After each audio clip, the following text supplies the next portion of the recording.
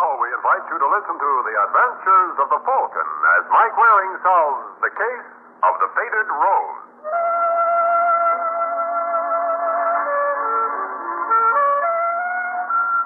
There's one thing you learn working as a private detective. Competition can be the death of trade. As a case in point, I give you Phil Stacy. Mr. Stacy is the pudgy little character mounting the third-floor stairs of the Belmar, a shabby rooming house on New York's west side. He's a private detective, too, but Stacy's got the edge on a boy like me. He carries along his own personal Watson. Only this one goes under the name of Tony Marino. Sure this is the right girl, Tony? Absolutely, Mr. Stacy. I showed the picture to the janitor. He says it's Samantha Ford, all right. When'd she get here? On the 12th. Now, that checks. What if I could hit her sister for another 100? Huh? Oh, skip it. Where do we go from here? It's the last room down the hall. What, she's in now? Yeah. I followed her here from the pawn shop. What pawn shop? Along 3rd Avenue. She bought a gun. Why, you idiot. Why didn't you tell me that before? Oh, what difference does it make? You stupid. Never mind. Is this it?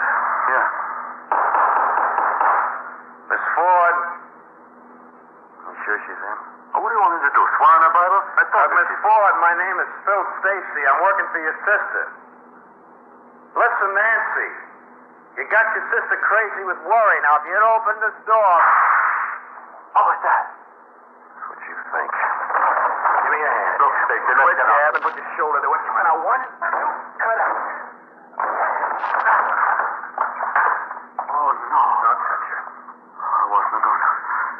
Is she dead? Well, that's the stupidest question of the year. Find a phone and call her sister, Carol Ford. No, on second thought, just call the cops. I'll handle sis.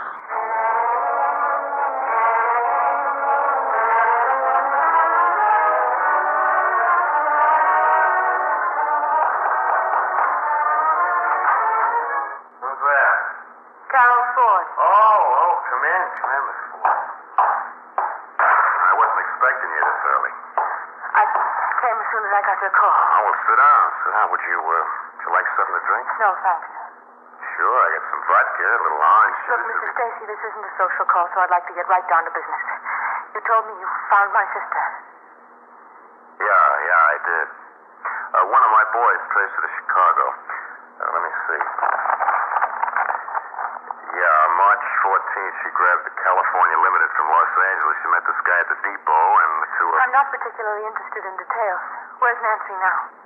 Well, she got to New York on the 12th. Where is she now? Well, that raises a peculiar point. You've lost track of her? No, not exactly. As a matter of fact, Well? Well, I don't know how to say this, Miss Ford, but this guy your sister ran away with must have given her a bad time. You know how young girls are. Probably promised. Are you trying to tell me she's dead? Yeah. Yeah, she committed suicide this afternoon. I see. I'm sorry, but that's how things work out sometimes. Yes, they do, don't they? Well, I must say I admire the way you're taking it. Would it help Nancy if I got hysterical? No, I guess not. Look, if there's any way I can help... Yes, there is. What was the name of the man who was responsible? Well, I wouldn't exactly say... I would. Who is he? His name is Duke Mantell. Have you any idea where this Mr. Mantell can be found? Yeah, he's got a room at the Haywood. Why? Well, I'm going to see to it that if my sister couldn't have him in life, perhaps he can join her in death. Thanks for your assistance, Mr. Stacy. Just mail my bill to the hotel.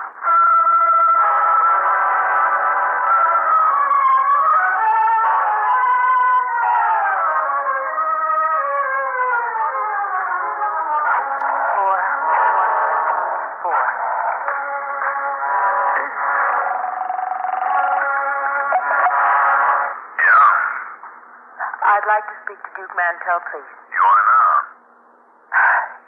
You don't know me, Mr. Mantell, but I'm a friend of Jane Smith. Jane Smith? I never heard of her. I was sure you'd say that. Jane warned me you knew so many girls her name would probably mean nothing. What's yours? Carol Layton. Oh, what can I do for you, honey? Well, Jane made me promise that when I got to New York, I'd give you a call. Well, that was nice of her. I know you'll think I'm shameless, but I do want to meet you. Jane told me. Well, never mind. Go on. What were you going to say? I'll tell you when I see you. There I go again. You must think I'm awful. No, I think you're wonderful. I like a girl who speaks right up. You doing anything tonight? Not a thing. Could we meet at the Central Park Boathouse at 9? Why that? It's such a romantic spot. Okay, the boathouse it is. Till 9 then. Hey, wait a minute, Cal. How'll I know you? Don't worry about that, Mr. Mantell. I'll know you. With all I've heard, I couldn't possibly miss.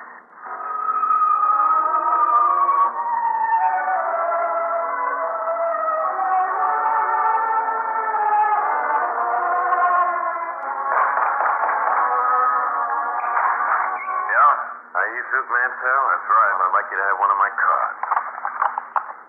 Phil Stacy, licensed private investigator. So I got a proposition for you. Look, Buster, I got a date. I wouldn't keep it if I was you. What are you talking about? Would you happen to have a cigarette handy? Yeah. Ever have a girl named Nancy Ford? No. That's funny. Because she committed suicide yesterday over some guy. You tell. Yeah, I figured he must have given her a real song and dance about the little rose-covered cottage. And when he wouldn't perform, she blew her brains out. How do you know so much about it? Well, you saw my card. I'm a private dick. Who hired you? Her sister. She don't like you, Duke. I'm worried. Well, you would be if you knew what I do. Such as? No, I'm not spilling unless I get paid. I want $500. How do I know it's worth it? You like living? Go on. Well, $500 will guarantee it. Will you take a check? Don't be funny. I only got 120 on me. Yeah, when'll I get the rest? Tomorrow, if your information is legit. All right, fork it over. 20, 40, 50, 120. All right.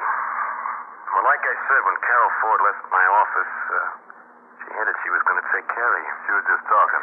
No, not her. This is one little girl who believes in action. I tailed her when she left. She went down to a gin mill on 34th Street, and she saw a fellow named Joe Milo. Who's that? Hood. They had a nice long talk. What makes you think I was the subject? I got good long ears.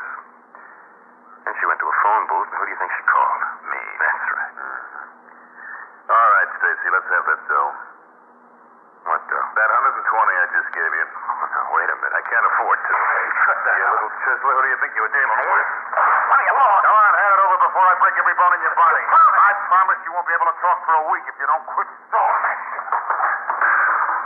What do you say? Do you want some more? No, don't. I knew you'd see the light. Now make it fast, Stacy. I got a call to make.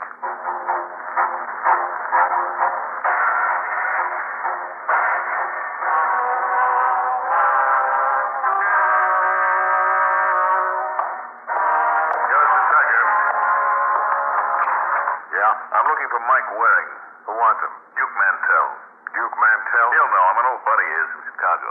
Funny, he never mentioned your name. Does he tell you everything? Practically. You might say we're inseparable. You're not the Falcon. Want to bet? Gotta talk to you. Why did you claim to be a friend of mine? Well, they told me you were a tough man to see. You can't be that tough. You made it on the first try. Look, I was just kidding. I hope you're not sore. Me? No, I can go along with a gag. Come on in. Thanks. Sit down. Don't mind if I do. I hear tell you're the finest private dick in these parts. Is that what you hear tell? Mm-hmm. So when this little problem came up, I figured you were just the boy to handle it. What problem? You see, a couple of years ago, I got involved in a mess. Nothing illegal, you understand, but if the papers got a hold of it, it might be kind of embarrassing. Why? Well, I'm about to be married to a dame whose family is real social register. This might put the kibosh on the deal. You being blackmailed? That's right. Who's behind it? Got no idea. I'm supposed to meet this party in front of the Central Park Boathouse at 9 tonight. She asked me to bring $1,000. She? Yeah, it's a girl. You're not going to pay off. How would you handle it? I'd latch onto her and turn her over to the police. Okay, why don't you? Why don't I what? Latch onto her. You show up at my place. Why should I? Well, with your experience, you'd know exactly what to do. I don't like it. Well, if you're scared, why? Scared? Well, in one breath, you tell me the only thing to do is grab the dame. Then when I offer you the job, you turn it down. Now, look, Mantell, I don't know what you're up to, I but told you I'm being blackmailed and I want you to handle it. Well, it's against my better judgment. I knew I could count on you. I'm staying at the Haywood. After you get through in the park, give me a jingle.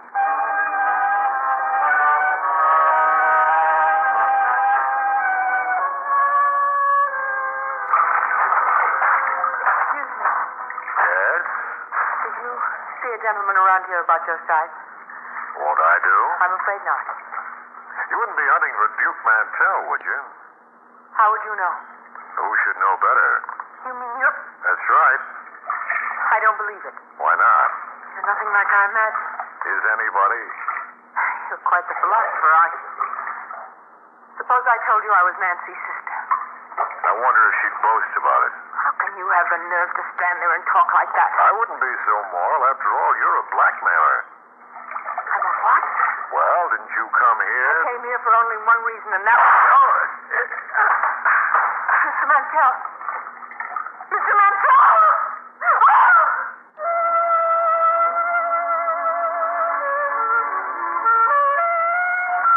Well, Mom always told me I'd get into trouble pretending to be what I ain't. Here I pretended to be Duke Mantell and received a slug for my pains. But the next thing I knew was some 2 hours later when I heard bells ringing in the distance. I knew I couldn't be in heaven because that was no angel bending over me. How do you feel, pal? Sergeant Corbett? Yeah. Where am I? What happened? Which do you want me to answer first? Wait a minute. It's all coming... Oh! Hey, you better watch it, fella. One of these days, the government's going to claim you for a defense project. Well, you got enough lead in you to build a B-29. Where is she? Where's who? The brunette I was talking to. Well, there was nobody around when we found you. What's her name? I don't know. I didn't get it. What was it, a pickup? No, I had an appointment to meet her. She the one who plugged you? No, the shot came from the other side of the boathouse. You think it might have been her husband? I tell you, it was nothing like that. She thought I was a boy named Duke Mantell. Well, if your purpose was to confuse me, Mr. Waring, you succeeded. This Mantell claimed someone was shaking him down. I was to pose as him and meet the blackmailer. When I showed, there was this gal. Well, what were you expecting? Nothing like what I got. You have no idea who she is. None at all. But I'm going to find out. Hey, wait a minute. You can't leave like that. You're forgetting something. I can't see what? Your pants. You better wear them tonight, baby. It's awful cold outside.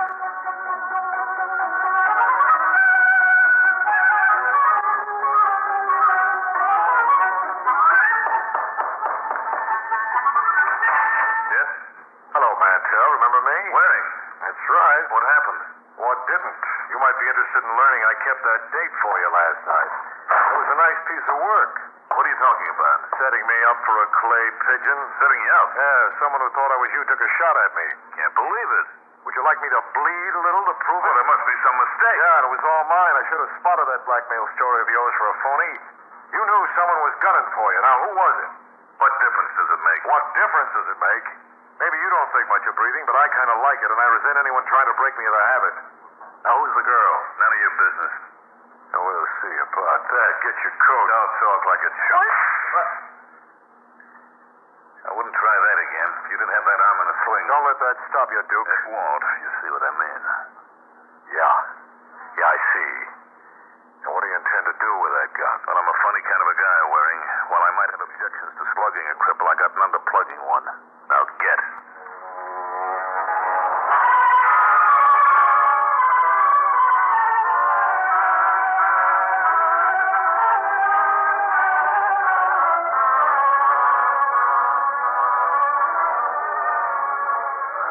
Hi, Waring. Who the devil? Wait a minute. It's not Phil Stacy. Yeah. What happened to your puss? Oh, I had a little accident. You mind if I join you? I certainly do. No, you don't want to talk like that. We're practically fraternity brothers. I don't remember asking you to sit down. What happened to your shoulder? Look, Stacy, if you're not out of here... How would you like me to put you in touch with the girl who's responsible? What are you talking about? Well, you met a dame last night in Central Park. How would you know? She was my client. Say that again? You heard me. She came to me a couple of weeks ago. She wanted me to locate her kid's sister. Seems she ran away with some guy. Duke Mantell? Yeah. When he wouldn't make with the ring department, she committed suicide. When I reported that to my client, naturally, she was quite miffed. She spoke about getting even. Who is she? Wouldn't you like to know? That's why I asked. Is it worth a couple of bills? Yeah. Well, where's the bill? You'll have to trust me. I got hung up once that way. I want cash on the line. Okay. Now, what's her name? Carol Ford. You'll find her at the Belmar. I don't know for how long, though. So if I were you, Pally, I'd get on my horse.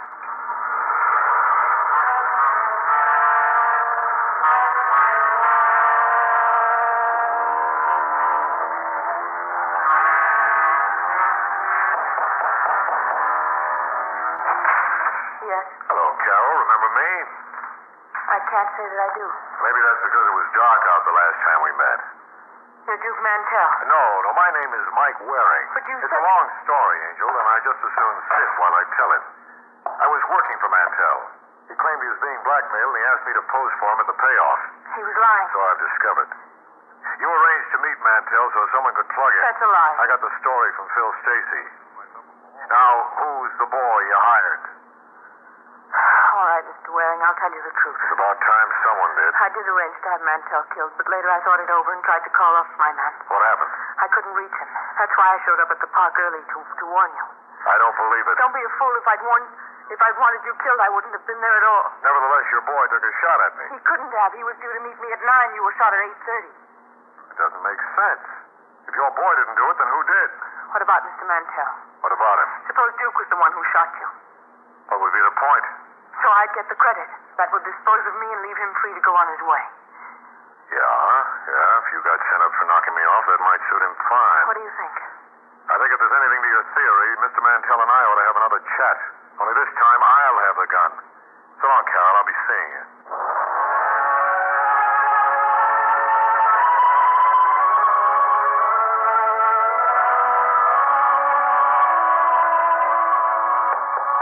Just a second. You Duke Mantell? That's right. Well, I must say, this is a pleasure. Who the devil are you? Jackie Winters is my name. Well, whatever you're selling... Oh, I'm not selling anything, Mr. Mantell. No, I'm giving these away, and for free. What's the idea of the gun? Well, I thought you might be interested in my merchandise. Look, Winters. Now, there's a certain somebody in town that's awful peeved at you. And I can't rightly say as I blame the party either. Why don't you get a copy of How to Win Friends and Influence People? What's the use? I can't read. Oh, that's a shame. Because ain't time for you to learn now. Now, look, Winters, maybe we can work out a deal. I'll give you $1,000 for that gun. Are you trying to bribe me? 2,000. Well, I've never been so insulted in all my life. 2,500. My last bill. Honestly, you got it on you? Yeah. Let me get my coat. No, just let me. Now listen, Winters. What pocket do you keep your wallet? Oh, Mr. Mantell. I'm surprised at you. You tried to take advantage of me. Now look, I can explain that gun. You told me your wallet was here. Well, it just goes to prove now you can't trust a Yankee. Oh.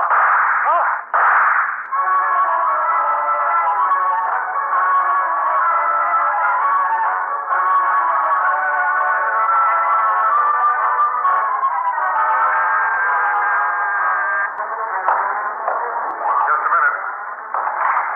Hiya, Mike. Sergeant Corbett. You busy? Yeah, I was just going out. Well, why don't we go together? No, this is one little job I intend. Hey, what's the idea? Oh, just wanted to see if you were loaded. Look, Sergeant, this isn't like you. What's on your mind? You went over to see Duke Mantell tonight, didn't you? Yes? What happened? Nothing. You take a bullet, intend it for him, and try to tell me nothing happened. I had no choice. He pulled a gun. Where's yours?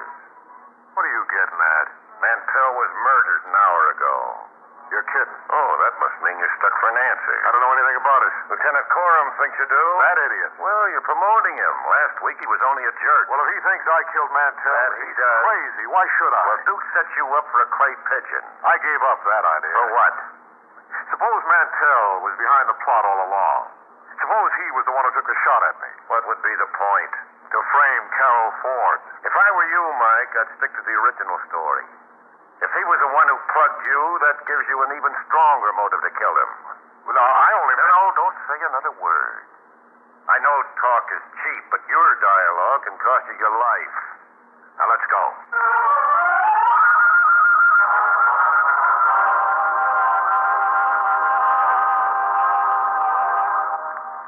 In a moment, we'll return to the adventures of the Falcon. Now back to the adventures of the Falcon.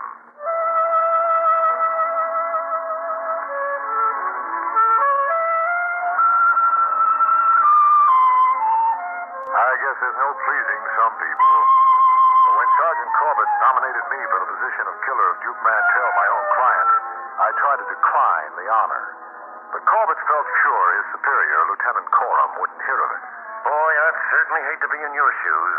When Coram gets his hands on you... Look, Sergeant, you can't be serious about this. Oh, I wish there was some way I could convince you. But you know I couldn't kill anybody. Why, sure. But go try to convince Lieutenant Coram. Wait a second. What made Coram pick on me? He got a tip from a girl named Carol Ford. Seems you were up to see her, and when you left, you threatened dire consequences for one Duke Mantell. Naturally, I rushed over to give him protection. And when you got there, he was dead. That's right. On relaying this to my superior officer, he immediately jumped to the conclusion that you were responsible. He's crazy. I agree. But what can I do? So, in the final analysis, Carol Ford is the one I have to thank for this. That's who you got to thank. You suppose we could drop over and see her before we hit headquarters? Well, I don't know. It's out of the way. But don't worry, Sergeant. I'm sure Carol will make it worth your while.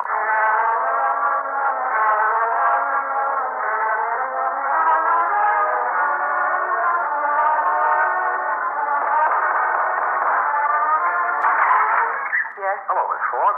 To Waring. And company. Mind if we come in? I most certainly do. I wouldn't be too strenuous in my objections, Angel. This gentleman is with the police. Does he have a warrant? I don't need one. Now, look here. Yeah. Look. Hi, Jeff. Well, if it isn't Phil Stacy, what are you doing here? None of your business. Maybe I can guess. He came up here with some advice. Is there anything wrong with that? That all depends. Now, purely as a guess, I'd say you were tipping her off to skip town. How would you know that? Well, he probably showed you that the murder of Duke Mantell might have the cops around asking embarrassing questions. Looks like I was right. Yeah. Too bad your timing was off. I'm sorry, Miss Ford. You should be. If you were 20 minutes earlier, we would have missed her. Look, Waring, you got the wrong angle on this. If you think she's responsible for Duke Mantell's murder... No, I don't. Well, I assume... That's because you wanted to. Look, Mike, you know what you're talking about. I think so, Sergeant. Just ask yourself this question. What would you have thought if you found Miss Ford gone? Well, that she was guilty. Which is just what Stacy wanted you to think. What are you babbling about? You killed Mantell. What, are you nuts? If I am, it comes from dealing with squirrels like you. All right, Sergeant, take him to his cage.